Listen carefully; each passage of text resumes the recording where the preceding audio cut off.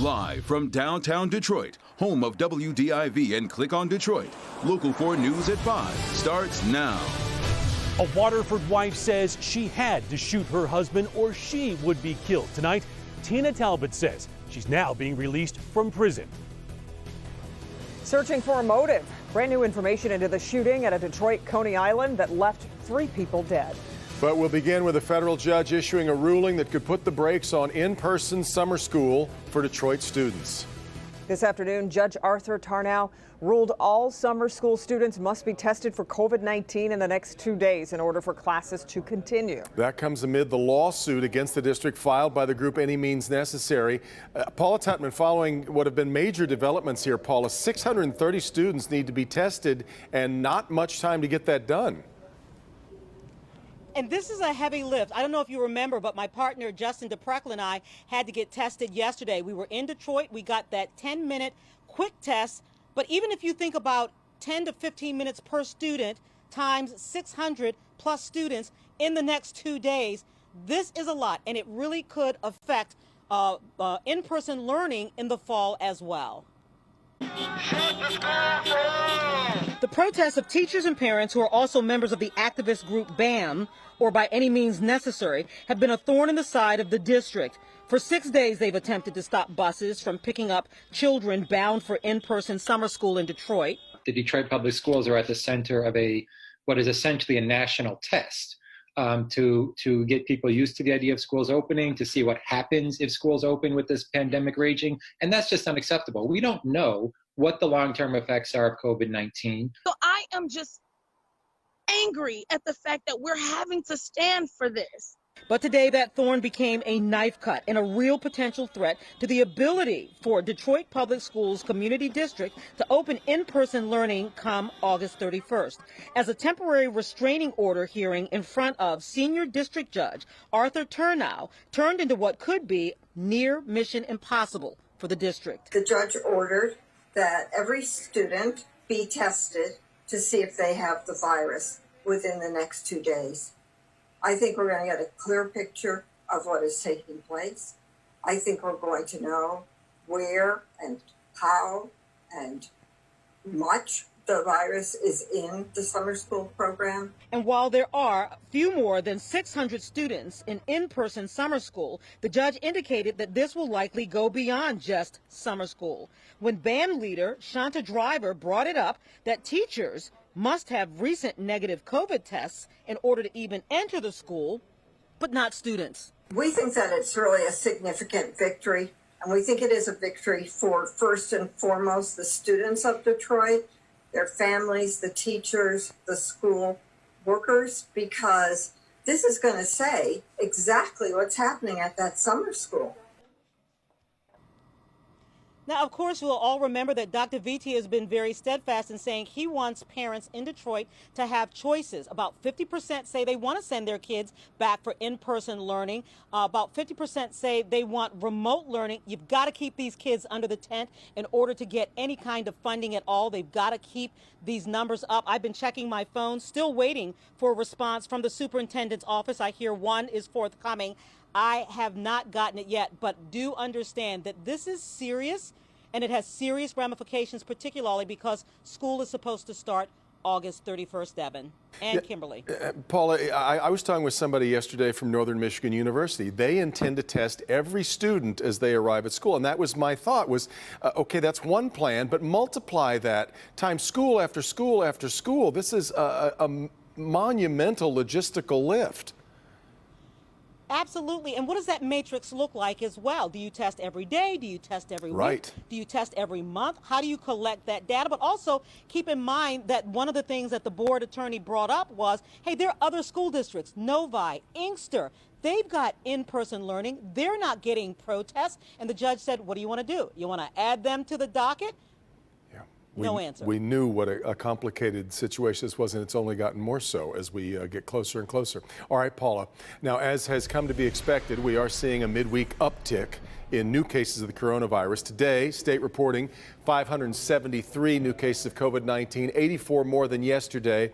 Also, we have to report 9 more Michiganders have died from the virus over the past 24 hours. Now take a look at the 7-day rolling average from clickondetroit.com, which gives a more accurate look at the trend in new cases. You can see those green dots are still on the rise, but have tailed off just a tad bit there. All right, now to new information we're learning in the shooting that occurred at a Detroit Coney Island that left 3 people dead. That shooting was caught on security cameras, and Chief Craig says his investigators are poring over that video as we await charges for the suspect. Larry Spruill is following this story for us tonight. Larry, the chief has a lot to say about this. A lot indeed, Kimberly. As a matter of fact, he called that suspect a coward, and he says what happened here at this Coney Island behind me is a tragic situation. Now, he had a lot more to say than that. Take a listen. Another cowardly criminal. That's really the nicest thing Chief James Craig can say about a man who shot and killed 3 people inside this Coney Island. The video is too graphic to show in its entirety, but it paints the terrible picture of the shooting inside A. Eagles Coney Island on Dexter Avenue near Joy Road. Police sources confirmed to me the suspect is 25 years old. He shot 4 men between the ages of 20 and 34 Sunday night. 3 of them shot inside the restaurant. The 4th one shot in the parking lot. Police say 3 victims died and the other one is in critical condition. But when we asked Chief Craig why did this happen, I wish I could tell you. We've been really poring over this. We've watched the video several times. There was very little conversation between the suspect and one of the victims. We don't know if there was agitation. We don't know if the victim said something that enraged, but ultimately he shot and killed 3 people. this past weekend was yet another violent one, so bad President Donald Trump suggested sending federal agents to deal with the violence, a plan that did not go over well with Governor Whitmer or Chief Craig. To suggest that the federal troops or federal agents should come in Detroit, absolutely not. And we do know the suspect's name, but we are not releasing that information until he is formally charged and arraigned. We are expecting, my sources say, that will happen first thing tomorrow morning. Now, Chief Craig did say that the suspect has a record and was currently on probation already for a violent crime. Once again, he's expected to be arraigned first thing tomorrow morning. We're live on Detroit's West Side tonight. Larry Spruill, Local 4. Okay, Larry, now let's turn our attention to the weather. Clouds have managed to hang around for most of the day. Yeah, but that's not what Ben has his eyes on right now. You're tracking some potential storms later tonight, Ben. Yeah, Kim and Devin, a little bit questionable as to the timing of these and what's going to appear tomorrow, but it does look like we've got multiple chances of storms going forward. This is what we're watching on Storm Tracker 4. A couple things to notice. Most of that activity is in the southern half, the stronger storms. That's where that orange box started to pop up there on the bottom edge of that bow. But you can see that there's not a whole lot north of there. We may get brushed with some showers as we get into the evening in the south zone, but generally we're looking at later tonight in the overnight hours and then again tomorrow for our chance of thunderstorms. So by midnight, a couple isolated thunderstorms, better chances will be in the south zone. We'll talk timing on that and whether they redevelop in the afternoon with potentially stronger ones tomorrow. More on that coming up in just a few minutes, guys. All right, Ben. A couple charged after an encounter that went viral outside of Oakland County Chipotle are headed to trial. Jillian and Eric Wustenberg are both charged with felonious assault. They're charged in an incident between the couple and a black family where Jillian Wustenberg was recorded pointing a gun at the family during a confrontation. The Wustenbergs say it happened after the family threatened them. We're waiting to hear when the case will be back in court. Now to a major update on a local case that ended up making national headlines. Tina Talbot was convicted of murdering her husband back in 2018. She claimed it came after years of abuse. Let's bring in defender Sean Lay live tonight. Sean, she's been granted parole. And the news is coming right from Tina Talbot herself from behind bars. She has a lot of supporters out there, and tonight she's telling those supporters that she is getting out in November. Your Honor, I only ask for understanding and compassion. I was in immediate fear for my son's life and that of my own. Tina Talbot says it was kill or be killed. In April of 2019, the Waterford woman pled guilty to manslaughter charges after shooting and killing her husband, Milos Shapanovic. Talbot says she and her special needs son endured abuse, she says, at the hands of her husband. In September 14, 2018, she told the judge she shot him, fearing for her life and for the life of her son. He made it clear that he intended on killing us that day. The sentence, 20 months to 15 years. Tonight from behind bars, Talbot is telling supporters that she has been told that she will be paroled, set free this November 17th, serving exactly 20 months of her sentence. Supporters of Talbot have been calling on the state to free her. At the same time, her husband's family had been petitioning for her to stay locked up. Stepanovich's brother speaking out at her sentencing.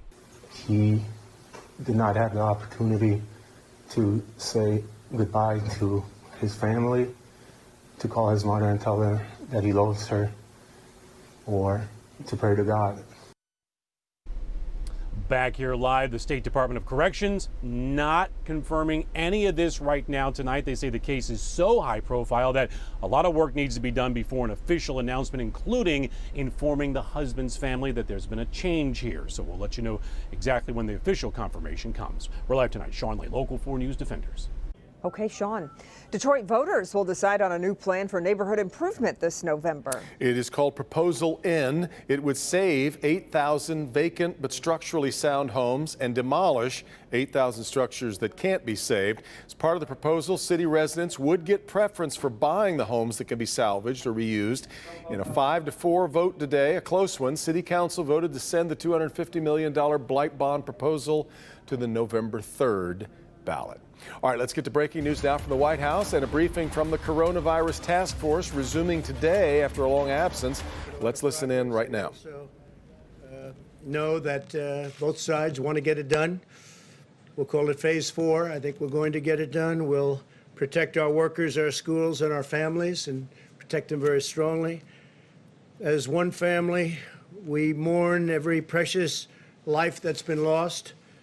I pledge in their honor that we will develop a vaccine and we will defeat the virus. We're doing very well with vaccine development and therapeutic development.